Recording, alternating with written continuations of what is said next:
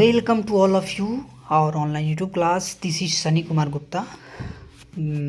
पिछले क्लास में हम लोग पढ़ रहे थे कि प्रकाश के परावर्तन के बारे में और अपवर्तन के बारे में, और इसमें ये फिजिक्स का आपका पार्ट है जो चैप्टर 10 है। तो आज का क्लास हम कंटिन्यू करने से पहले आपसे कहेंगे कि हमारे चैनल को लाइक, सब्सक्राइब, कमेंट जरूर करें, और आपको अगर PDF पाना हो तो आप इस नंबर पे कांटेक्ट करें, यानी कि 9 नंबर आपको बताते हैं हम, 9525253714। इस नंबर पे कमेंट करें और आपको ये PDF पा सकते हैं बिल्कुल फ्री ऑफ कॉस्ट, ठीक है। और नेक्स्ट एक और चीज़ बता दें आपको, हमारे चैनल से जुड़ने के लिए स्टूडेंट गाइडलाइन को सब्सक्राइब करें, चैनल पे जुड़ें और बेल आइकन को प्रेस करें ताकि आपको सभी न्यू अपडेट मिलते रहें। चलिए नेक्स्ट, तो पिछले क्लास में हम लोग कहाँ तक पढ़े थे। अब देखिए ये सब हम लोग पढ़ लिए थे। अब पढ़ने के बाद वक्रता, त्रिज्या, मुख्य फोकस ये भी पढ़ लिए थे। अब हम लोग को पढ़ना क्या पता है, हम लोग को पढ़ना है कि अवतल दर्पण में बनने वाली प्रतिबिंब। अब अवतल दर्पण जो होता है उसका जो प्रतिबिंब बनता है वो कैसे बनता है, ठीक है। चलिए स्टार्ट कर। देखिए ये जो चैप्टर है ना बहुत लंबा है, ठीक है। हम इसलिए सोच रहे हैं ना कि छोटा छोटा वीडियो बनाएंगे और छोटा छोटा क्लास जो रहेगा ना तो आपको प्रॉब्लम नहीं होगा। चलिए हम पढ़ते हैं बिना टाइम वेस्ट करते हुए। अब देखिए पहला हमारा टॉपिक है अवतल दर्पण में बनने वाले प्रतिबिंब। क्या होता है, तो वस्तु की स्थिति पर निर्भर करती है। माने दर्पण में जो प्रतिबिंब बनता है ना तो वस्तु को कहाँ रखा गया उसके हिसाब से बनता है। अब देखिए ध्रुव जो होता है, ध्रुव यानी P तथा मुख्य फोकस के बीच रखा जाता है तो बिंब का केवल प्रतिबिंब आभासी और सीधा बनता है। अन्यथा अवतल दर्पण अन्य किसी जगह रखी हुई वस्तु का प्रतिबिंब वास्तविक या उल्टा बनाता है। समझ गए। अब फिर देखिए इसका एक और टॉपिक आगे दिया है, क्या, अनंत। ये टॉपिक है आपको मिलेगा। देखिए अनंत पर रखी हुई वस्तु का प्रतिबिंब फोकस पर वास्तविक या उल्टा, वास्तविक तथा उल्टा तथा अत्यधिक छोटा अर्थात बिंदु के साइज बनता है। और वक्रता केंद्र पर रखी हुई वस्तु के, अब देखिए आपको दिखा रहे हैं इसमें 6 होगा, ठीक है ना, 1 2 3 4 5 6 को, ठीक है। अब 6 का जो टॉपिक है ये अभी आपको थोड़ा सा बता दे रहा है ऐसे, लेकिन एक और चीज़ आपका फिगर के हिसाब से जो बताना है ना, एक नेक्स्ट वीडियो में आपको उसको भी बता देंगे यहाँ कब कैसे। अब देखिए ये आपको बता दिया, जैसे कि मान लीजिए पहला देखते हैं। पहला बोला अनंत पर रखी हुई वस्तु, मान के चलिए आपको हम बता रहे हैं ये हो गया आपका दर्पण, ठीक है, ये हो गया, ठीक। अब बोला कि अनंत पर रखी हुई वस्तु, ठीक है। अब आपको होता है ये P, ये होता है आपका C, और फिर इधर देखते हैं हम क्या हो जाता है आपका F हो जाता है, ठीक है। कह रहा है कि अनंत पर रखी हुई वस्तु का प्रतिबिंब फोकस पर, अनंत ही हो गया, अनंत पर रखी हुई वस्तु को बनाते हैं तो ये जाता है फोकस होकर गुजरता है, समझ रहे हैं। और दूसरा जब अगर जाता है तो मान लीजिए कि ये भी फोकस होके ऐसे चला जाता है, समझ गए। तो दर्पण से ऐसे आया और ऐसे इसी पे रिटर्निंग हो गया, इधर से आया और इधर चला गया। तो जैसे ही अनंत पे रखेंगे तो उस फोकस पे वास्तविक और उल्टा, जैसे ही फोकस हो गया, फोकस पे वास्तविक और उल्टा। अब देखिए कितना छोटा बना, दिखाई दे रहा है नहीं। तो ये आपका हो गया पहला। ये 6 नियम है, एक क्वेश्चन जरूर आता है, इससे ध्यान रखेंगे। दूसरा नियम देखिए, दूसरा कह रहा है क्या कि वक्रता केंद्र C पर रखी हुई वस्तु। अब देखिए एक और फिर से फिगर बनाते हैं। फिगर का मतलब ये बन गया, ये हो गया P और ये हो गया आपको C और ये हो गया F, ठीक है। नेक्स्ट देखते हैं इसमें क्या बोल रहा है कि वक्रता केंद्र पर रखी हुई वस्तु का प्रतिबिंब फोकस तथा वक्रता केंद्र पर। अब देखिए बोल रहा है कि वक्रता केंद्र पर रखी, मान लीजिए ये वक्रता केंद्र हो गया, इस पर रख दिए। अब इधर से गया, ठीक है। अब वक्रता केंद्र पर रखी हुई वस्तु का प्रतिबिंब F तथा F यानी फोकस तथा वक्रता केंद्र C पर, F तथा C पर, यानी इधर से आया इधर चला जाएगा, फिर मान लीजिए इधर से आया इधर चला, तो इसके बीच में बन गया। तो यही पूछ रहा है। आप देखिए वास्तविक बना और उल्टा बन गया, समझ रहे हैं कि रखी फोकस तथा वक्रता केंद्र C पर वास्तविक क्यों अधिक छोटा बनता है तो छोटा बन गया, समझ गए। तो ये टॉपिक हो गया आपको, अब ऐसे ही बन गया। फिर देखिए नेक्स्ट है, तो वक्रता केंद्र C पर रखी हुई वस्तु का प्रतिबिंब C और C पर, माने वक्रता केंद्र पे जब C पे रखिएगा तो C पे ही बन जाता। मतलब देखिए ये क्या कह रहा है, वक्रता केंद्र C पर रखी हुई वस्तु का प्रतिबिंब वक्रता केंद्र C पर वास्तविक और उल्टा बनता। अब देखिए हाई हो गया। अब देखिए यहाँ पे रख दिए हम F और यहाँ मान लीजिए यहाँ पे हम इसी को यहाँ पे C पे रखते हैं, ठीक है। अब C पे जैसे रखते हैं ना तो इधर से आया, ठीक है, और इधर से होके निकल गया, ठीक। अब फिर से क्या होता है कि अब जैसे इधर से आएगा, ठीक, अब इधर से आएगा तो इधर से आके और इधर से होके निकल जाएगा, यानी जस्ट इसके नीचे कटेगा। तो ये जितना बड़का उतने बड़का, ये समझ रहे हैं। तो वहीं कह रहा है कि वक्रता केंद्र सी पर रखी वस्तु का प्रतिबिंब वक्रता केंद्र सी पर उल्टा से बनता है, ठीक है, और साइज में समान बनता है। अब फिर नेक्स्ट टॉपिक है आपका क्या, वक्रता केंद्र सी। बोल रहा है यहाँ पे कि वक्रता केंद्र सी यो मुख्य फोकस एफ के बीच में रखी हुई प्रतिबिंब सी पर बनता है। उसी तरह से जैसे सी पे रखेगा तो एफ पे बन जाएगा। अब फिर देखिए, अब फोकस पर रखी हुई वस्तु का प्रतिबिंब अनंत पर और वास्तविक और उल्टा, इसको बता देते। देखिए मान लीजिए कि थोड़ा सा गड़बड़ हो जाता है, क्या कीजिएगा। अब देखिए यहाँ पे हम देखते हैं, कह रहा है कि मुख्य फोकस पर रखी हुई प्रतिबिंब अनंत और वास्तविक। अब देखिए ये हो गया, ठीक है।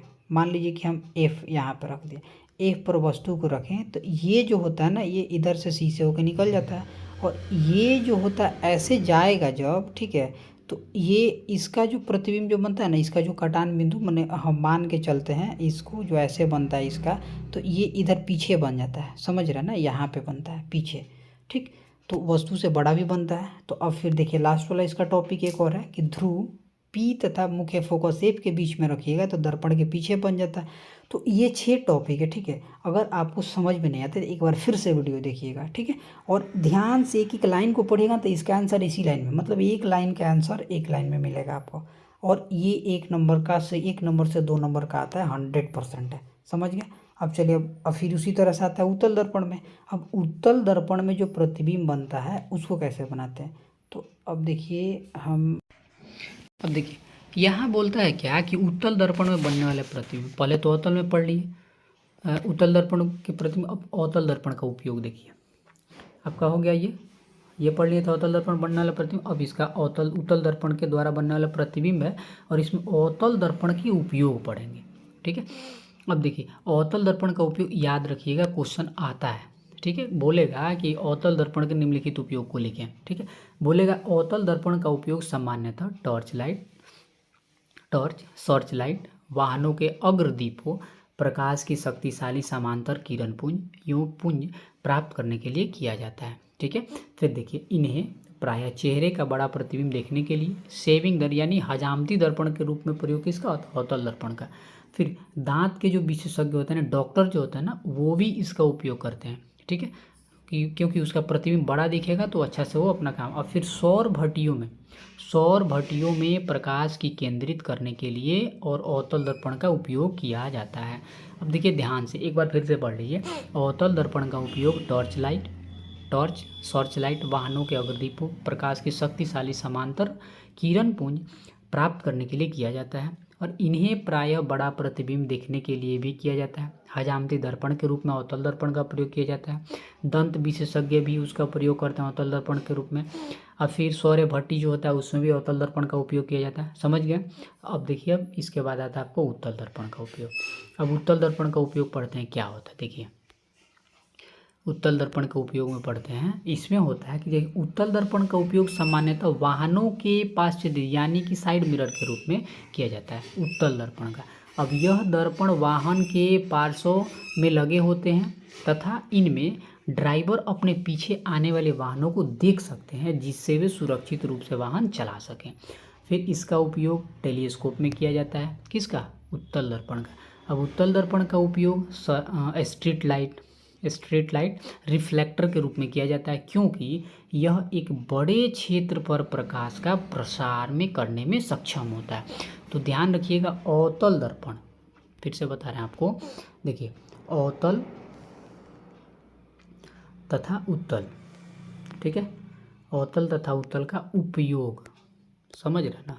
अवतल दर्पण तथा उत्तल दर्पण का जो उपयोग होता है इसको आप याद कर लीजिएगा, दोनों में से कोई ना कोई एक आ जाता है, समझ गए। अब सबसे इम्पोर्टेंट क्वेश्चन इसका देखिए यही क्या होता है, कहता है कि वाहनों में साइड मिरर के रूप में उत्तल दर्पण का प्रयोग क्यों किया जाता है।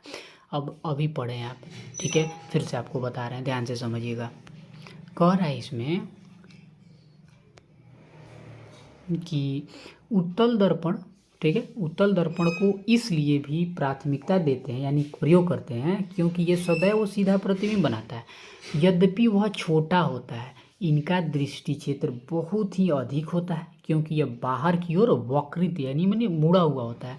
और ठीक है, अतः समतल दर्पण की तुलना में उत्तल दर्पण जो होता है ड्राइवर के अपने पीछे लगे हुए मैंने जो शीशा रहता है ना साइड मिरर, उसमें इसलिए होता है ना कि वो दूर के वस्तु को भी छोटा करके दिखाई देता है, न पास के वस्तु को भी, और उसे डिस्टेंस देखने में उसको आसानी रहता है जिसके कारण वो देख पाता है। समझ रहे हैं? तो ये आपको रहा आज के क्लास में आपको रहा कि पहला हो गया आपका उत्तल दर्पण का उपयोग, अवतल दर्पण का उपयोग पढ़ लिए, वाहनों का प्रयोग, वाहनों में साइड मिरर के रूप में उत्तल दर्पण का प्रयोग क्यों किया जाता है ये हो गया। फिर आपने पढ़ा आज क्या कि अवतल दर्पण का उपयोग पढ़ लिया। फिर आपने पढ़ा अवतल दर्पण में बनने वाली प्रतिबिंब पढ़ा। ठीक है, तो अभी फिर एक और टॉपिक थोड़ा सा पढ़ लेते हैं, फिर नेक्स्ट क्लास में पढ़ेंगे। अब देखिए गोलीय दर्पण में द्वारा बने प्रतिबिंब का निरूपण। अब निरूपण क्या होता है देखिए ये कैसे होता है। बोला है कि कम से कम 2 परावर्तित किरणों के प्रतिच्छेदन से किसी बिंदु बीम के प्रतिबिंब की स्थिति ज्ञात की जा सकती है। फिर प्रतिबिंब के स्थान निर्धारण लिखा गया।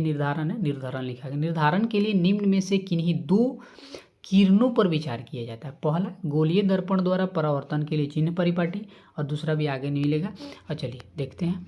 और दूसरा जो हो जाता है इन्हें चिन्ह परिपाटी के अनुसार। अब देखिए चिन्ह परिपाटी जो होता है ये बहुत अच्छा टॉपिक है, इसको पढ़ लेते हैं आज। ठीक है, नेक्स्ट क्लास में फिर बाद में देखा जाएगा, लेकिन अभी पढ़ लेते हैं। देखिए इसे नई चिन्ह परिपाटी भी कहते हैं। क्या कहते हैं? चिन्ह परिपाटी। अब इन चिन्ह परिपाटी के अनुसार देखिए क्या होता है। कह रहा है कि दर्पण के ध्रुव को मूल बिंदु मानते हैं। ठीक है भाई, कोई बात नहीं, मान लिए। दर्पण के बिंदु को मूल बिंदु मानते हैं, अर्थात दर्पण की सभी दूरियां मूल बिंदु P से मापी जाती है। जो P होता है ना इसी से मापा जाता है। फिर निर्देशांक ज्यामिति पद्धति के अनुसार मुख्य अक्ष को x यानी XXI डैश मान लिया जाता है, और बिंब सदैव दर्पण के बाईं ओर होता है। ठीक है, इसका अर्थ दर्पण का बिंब प्रकाश के बाईं ओर से आपतित होता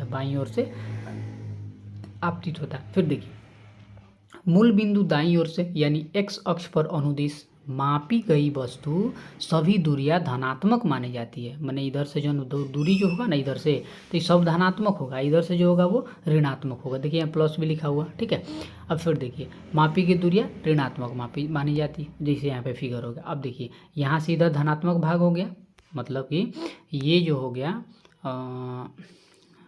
ये आपका जो भाग हो गया धनात्मक, और ये जो हो गया ऋणात्मक। समझ रहे हैं? समझ गए? फिर देखिए अब दर्पण के सामने के भाग की दूरियां ऋणात्मक ली जाती है यानी माइनस में, और दर्पण के पीछे यानी दर्पण के पीछे का जो भाग होता है उसको धनात्मक यानी कि प्लस में मापा जाता है। अब देखिए एक और चीज़ इसका, देखिए ये जो दिया हुआ ना उसका सबसे बहुत इंपॉर्टेंट है, इसका आगे इसी से चिन्ह परिपाटी के द्वारा ही जो इस दर्पण सिद्ध करने वाला है ये सब आएगा, बनेगा उसी से बनेगा। ये समझ में नहीं आएगा फिर वो नहीं बनेगा। अब देखिए अवतल दर्पण में वे सभी दूरियां जो दर्पण के सामने होती है, देखिए वस्तु की दूरी u यानी ऋणात्मक हो गया, फोकस दूरी f ऋणात्मक हो गया माइनस में। अब प्रतिबिंब की दूरी भी, ये भी किसी के हो गया, माने सामने है, जो भी सामने रहेगा वो ऋणात्मक हो जाएगा, ये भी ऋणात्मक यदि प्रतिबिंब वास्तविक और उल्टा बनता है। अब फिर देखिए पीछे वाला क्या दिया हो। अब फिर उत्तल दर्पण में देखिए ये तो था किसमें, ये था आपको अवतल दर्पण में। अब फिर देखिए उत्तल दर्पण में क्या होता है। उत्तल दर्पण में जो बोल रहा है उत्तल दर्पण में, अब उत्तल दर्पण में क्या बोला कि वे सभी दूरियां जो दर्पण के सामने होती है यूँ पीछे होती है। अब देखिए वस्तु की दूरी u ऋणात्मक हो गया, वैसे वस्तु हमेशा दर्पण के सामने रखी जाती है, वो u सदैव ऋणात्मक ही होता है। फोकस दूरी जो होता है वो धनात्मक होता है क्योंकि दर्पण के पीछे की वक्रता के पीछे, मतलब देखिए आसान भाषा में अभी आपने क्या समझा कि दर्पण के सामने जो रहेगा वो माइनस, दर्पण के पीछे रहेगा वो प्लस। समझ गए? वही चीज़ इसमें बता रहा है। फिर फोकस दूरी f है तो ये प्लस में हो जाएगा, प्रतिबिंब की दूरी v है तो ये भी प्लस में हो जाएगा। क्यों? क्योंकि यह प्रतिबिंब वास्तविक तथा उल्टा बनता है तो ऋणात्मक, और आभासी सीधा तो धनात्मक ली जाती है।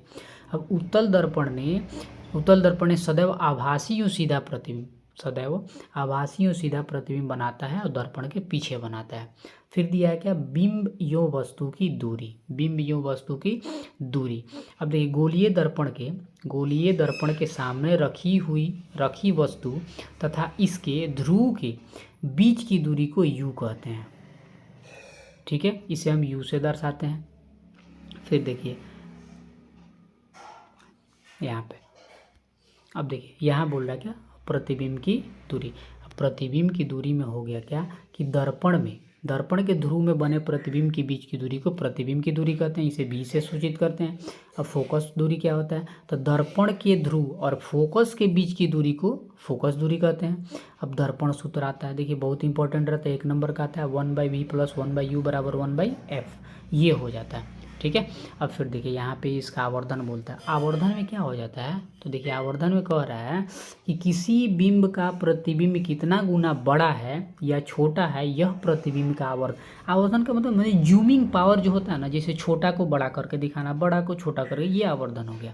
तो आवर्धन के लिए बिंब की ऊंचाई धनात्मक ली जाती है, क्योंकि बिंब हमेशा मुख्य अक्ष के ऊपर और सीधा रखा जाता है, ठीक है। आभासी तथा सीधा प्रतिबिंब के लिए प्रतिबिंब की ऊंचाई धनात्मक ली जाती है और वास्तविक और उल्टा प्रतिबिंब के लिए हमेशा ऋणात्मक ली जाती है। समझ गए, मैंने उल्टा होगा तो प्लस माइनस हो जाएगा, सीधा होगा तो धनात्मक, ठीक है। फिर देखिए अब आवर्धन का मान क्या होता है, आवर्धन के मान में धनात्मक माना जाता है, मान बताता है कि प्रतिबिंब आभासी और सीधा है, ऋणात्मक मान बताता है कि प्रतिबिंब वास्तविक और उल्टा है, ठीक है, ये अलग है। फिलहाल अब एक चीज़ आपको बताते हैं, देखिए ध्यान से इसको समझिएगा, आप ध्यान से समझिएगा इसको, देखिए समझा रहे हैं आपको। देखिए हई कह रहा है ना, देखिए P, ठीक है, और F जो बड़ा है उसके P और F के बीच यानी फोकस के बीच की दूरी को हम फोकस दूरी कहते हैं, समझ गए। नेक्स्ट देखिए उसके बाद कह रहे हैं P, ठीक है, और यहाँ F के बाद यानी जहाँ जो प्रतिबिंब बन गया, मान लीजिए यहाँ प्रतिबिंब बना है ना, तो इसके दूरी को प्रतिबिंब की दूरी कहते हैं, ठीक है। अब फिर देखिए दर्पण से P मैंने P से लेके H जहाँ वस्तु रखा है ना उसके बीच की दूरी को वस्तु की दूरी कहते हैं, और इसको किससे सूचित करते हैं, U से, ठीक है। आप प्रतिबिंब की दूरी से को किसके सूचित करते हैं, V से, समझ में आया। तो ये इम्पॉर्टेंट चीज़ है, आपको पहले भी बताए थे कि दर्पण के सामने जो रहेगा वो माइनस में, और जो दर्पण के पीछे रहेगा वो किस चीज़ में, प्लस में, समझ में आया। तो बस आज की क्लास में बस हम इतना ही रहने देते हैं, फिर मिलते हैं नेक्स्ट क्लास के, और नेक्स्ट क्लास के नेक्स्ट टॉपिक में अब पोर्शन के बारे में पढ़ेंगे, ठीक है।